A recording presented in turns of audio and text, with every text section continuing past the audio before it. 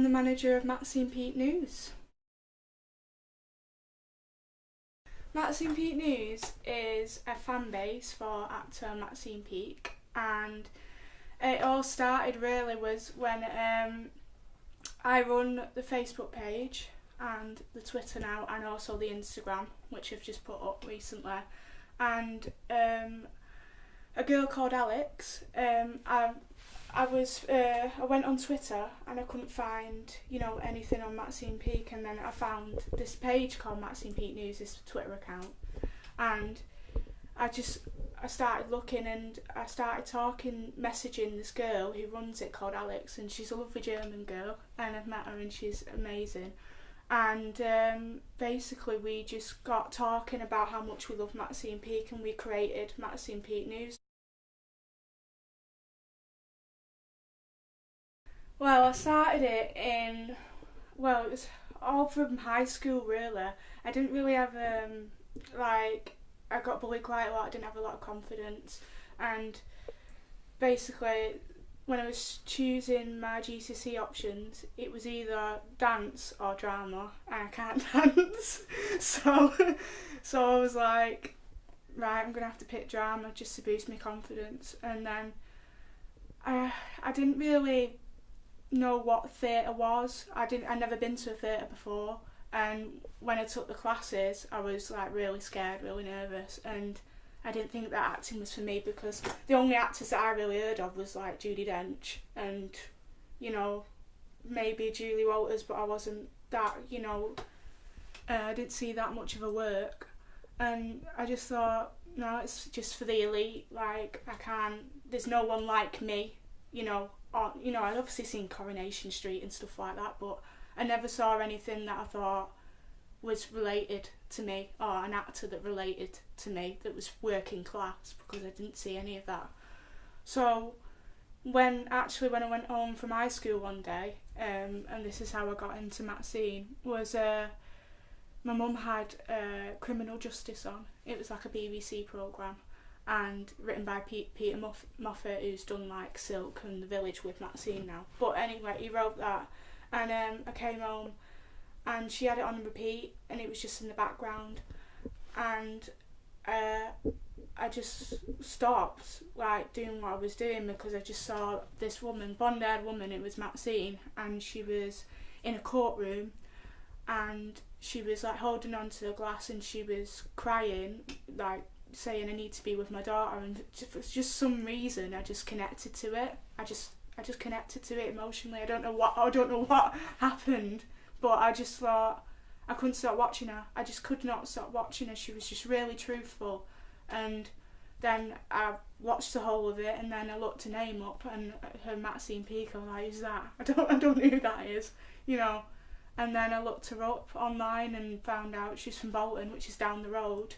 And I was just like, she's working class, and she's come from a really working class background. She, went to RADA on a scholarship, but and she was really worked hard for what she did. So I just thought, right, I need to tell people about her, because when I went online, there was no fan base at all. There was nothing on Facebook, nothing on Twitter, and I was just like, I need to create something. So I created a Facebook page five years ago now, and the only person that liked it was me, and now it's got over 8,000 people liking it. And me and Alex didn't expect that to happen at all. We just ran it because we wanted to run it, and I wanted to run it for Maxine, promote her and stuff.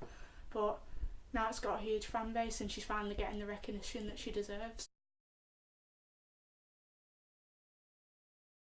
My teacher Lucy from Pendleton College, I was studying acting at college, and she knew Maxine like through a friend, and she knew that I liked her so much, so she was going to bring her in for a Q&A for us acting students, and I was literally like over the moon, and she told me 3 months in advance, so I had to keep that quiet, which it really was really hard, but I kept that quiet. And then she came in, and I was absolutely starstruck. Nobody else in the room knew who she was, but I was absolutely starstruck, and I think I hugged her at one point, and people said it looked like I was being blessed by the Pope.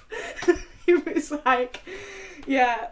And then I met her there, and my friend Kim actually met her the day before, and she's in the doctors.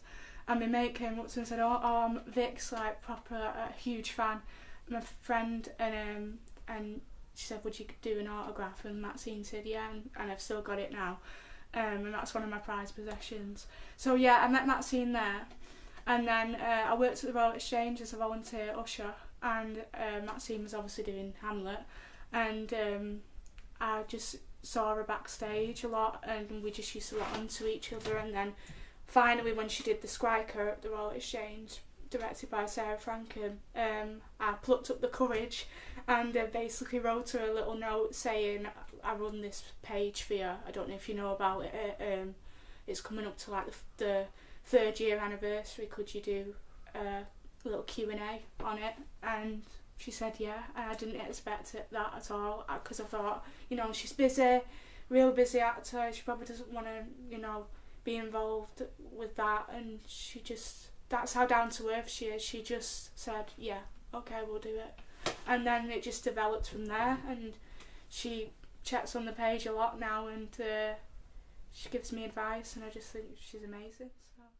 So this is my first autograph that Maxine ever wrote, and it's my mate Kim, and she brought it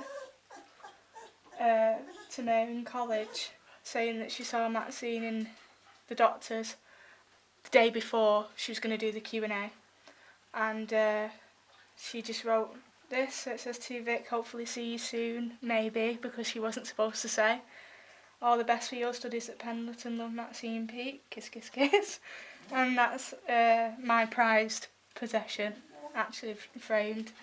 And then when I performed in the Oristaya at home, in a production there, Max came to see me, and she wrote me a card. Vic, have a wonderful night, and night tonight, and here's to the rest of the run, love, Max. And I was absolutely over the moon when actually actress Lindsay Marsh, who was the lead in the Oristaya, gave me this from Maxine, and I was literally, it was like giving me like the gift of life. I think what draws people is that, they can connect to her. She's very no airs and graces. She's very down to earth, and I think that's what people can really understand, and that's why they can connect to her. And also because she's fiercely connected to her working class roots, and she's very proud of that. And I think, being proud of where you're from, I think that's what people can really connect to and understand. And I think also that what I like about her is that she cares about everything that she does. She doesn't do things because it's for the money or anything like that, or to impress anyone. She does things because it says something about society. See, if you look at each character that she's played, like Hamlet, from Dinner Ladies, look at the variety of roles that she's done, Martha Costello in Silk, it says something, everything says something about society. Room at the Top as well, that's one of my favourite performances of hers, and she chose that because it said something about a woman in a repressed society. And I think whatever she does, what annoys me is when people say, have a go at her for her political views. It's like, well, despite what political leanings she has, she's actually using her voice and doing something about it. She goes and protests, she goes and marches, and she does things, for people. And I think that's why people can connect to her, because she does things for society, for people. Oh, my favourite performance, that's hard. Right, okay. If I was doing theatre, I'd probably say 2. I'm going to say 2. Recently, Streetcar Named Desire, when she played Blanche Dubois, I just thought that was absolutely stunning. Absolutely stunning.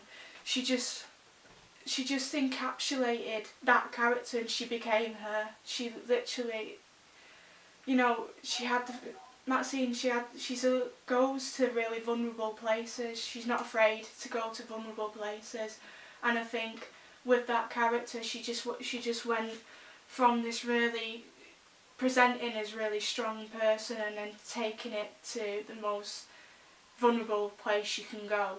And I think when you see Maxine on stage, and when I see Maxine on stage, she's just so present and alive, and it's just, I think that was one of the best performances I've seen her do. The Skriker was another one. For sheer stage presence, for one, she just has like this remarkable ability to just make you watch her. It's like she doesn't even have to do anything. She can just walk on stage and bang, you're there, you're watching her, you're just hanging on to her every word. And I think, especially in the Skriker, she was playing about 5 characters and she playing a shapeshifter, and she literally shapeshifted in front of my eyes. She played an old woman and then to a young child, believably, right in front of you.